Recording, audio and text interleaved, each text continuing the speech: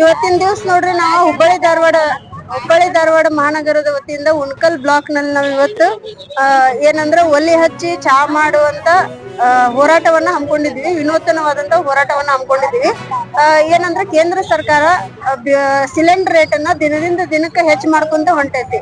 ಏನಂದ್ರೆ ಈ 3 ತಿಂಗಳದೊಳಗನ 2 ಸಲ ಸಿಲಿಂಡರ್ ರೇಟ್ ಹೆಚ್ಚಾಯ್ತು. ಮೊನ್ನೆನು ಮತ್ತೆ 29 ರೂಪಾಯಿ ಏರ್ಸೈತಿ. ಒಟ್ಟಾರೆ 950 ರೂಪಾಯಿ ರೇಟ್ ಆಗೈತಿ ಈ ಸಿಲಿಂಡರ್ದು. ಏನಂದ್ರ ಬಡವರಿಗೆ ದಿನದಿಂದ ದಿನಕ್ಕೆ ಇದರಿಂದ ಬಹಳ ಹೊರೆ ಆಗತೈತಿ.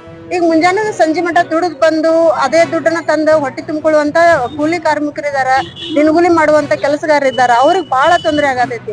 ಹಂಗಾಗಿ ನಾವ್ ಇವತ್ತು ಇಲ್ಲಿ ಹೋರಾಟವನ್ನು ಹಮ್ಮಿಕೊಂಡಿದೀವಿ. ಆಮೇಲೆ ಏನಂದ್ರೆ ಈಗ ಎಲ್ಲಾರ ನಾವು ಕಟ್ಟಿಗೆ ಹಚ್ಚಿ ಅಡಿಗೆ ಮಾಡ್ತೀವಿ ಅಂದ್ರೆ ಈಗ ಬಾಡಿಗೆ ಮನೆ ಒಳಗೆ ಇರ್ತಾರ. ಬಾಡಿಗೆ ಮನ್ಯಾಗ ಇದ್ದಾಗ ಅಲ್ಲಿ ಅವ್ರು ಏನ್ ಓನರ್ ಇರ್ತಾರ, ಕಟ್ಟಿಗೆ ಹಚ್ಚಿ ಅಡಿಗೆ ಮಾಡಾಕನು ಕೊಡಂಗಿಲ್ಲ.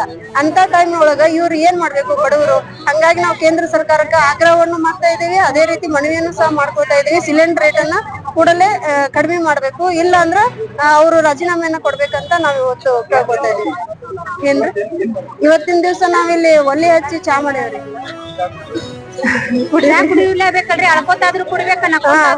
ನಾವ್ ರೂಢಿ ಮಾಡ್ಕೊಳಕತ್ತೀವ್ರಿ ಒಲೆ ಹಚ್ಚಿ ಅಡಿಗೆ ಮಾಡೋದು.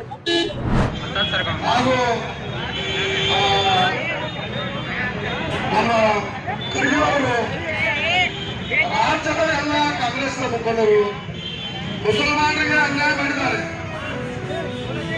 ಜಮೀರ್ ಅಹಮದ್ ಖಾನ್ ಅವರಿಗೆ ಡಿಸಿಎಂ ಸ್ಥಾನ ಕೊಡ್ಲಿಕ್ಕಂದ್ರ, ಸಚಿವ ಸ್ಥಾನ ಕೊಡ್ಲಿಕ್ಕಂದ್ರ ಇನ್ನು ಮುಂದೆ ಬರುವ ದಿನಮಾನಗಳಲ್ಲಿ 2028 ಎಲೆಕ್ಷನ್ದಾಗ ನಾವು ಕಾಂಗ್ರೆಸ್ ಅವರಿಗೆ ಕೈ ಬಿಡಬೇಕಾಗುತ್ತದೆ. ಇದು ಎಚ್ಚರ.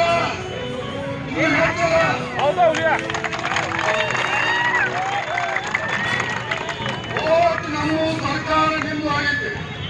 ಅದಕ್ಕಾಗಿ ಏನಾದ್ರೆ ಮುಸಲ್ಮಾನರಿಗೆ ನ್ಯಾಯ ಯಾವಾಗ ಕೊಟ್ಟಾರ ಅಂತಂದ್ರೆ ಸಿದ್ದರಾಮಯ್ಯ ಅವರು ಕೊಟ್ಟಾರ. ಈ ತರ ಅನ್ಯಾಯ ಆಗಿದ್ದಿಲ್ಲ. ಈಗ ಶಿವಕುಮಾರ್ ಅವರೇ, ನಿಮಗೆ ಅಧಿಕಾರ ಸಿಕ್ಕಂತೆ ಅಲ್ಪಸಂಖ್ಯಾತರನ್ನ ತುಳಿಯೋ ಪ್ರಯತ್ನ ಮಾಡಬೇಡಿ.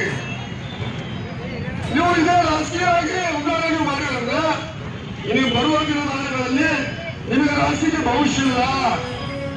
ಅದಕ್ಕಾಗಿ ಇವತ್ತು ನಮ್ಮ ಕುಡಿಯುವಂತ ಎಲ್ಲಾ ಸಮಾಜದ ಹಿರಿಯರು, ಉಳವಾ ಕಮಿಟಿ ಹಿರಿಯರು, ಅಂಜುಮನ್ ಹಿರಿಯರು, ಎಲ್ಲ ಹಿರಿಯರು ಬಂದಿದ್ದಕ್ಕಾಗಿ ನಾವು ಮಾಲಿನ್ಯ ಅಂಜುಮನ್ ಅಂತ ಧನ್ಯವಾದಗಳು ಹೇಳ್ತೀವಿ. ಯಾರ ಮಾತು ನಮ್ಮ ಮೌಲಾನ ಮೋಶಿನ್ ಅವರು, ರೊಕ್ಕ ಅವರು, ನಮ್ಮ ಜಿಲ್ಲಾ ಉಳವಾ ಸೆಕ್ರೆಟರಿ ಅವರು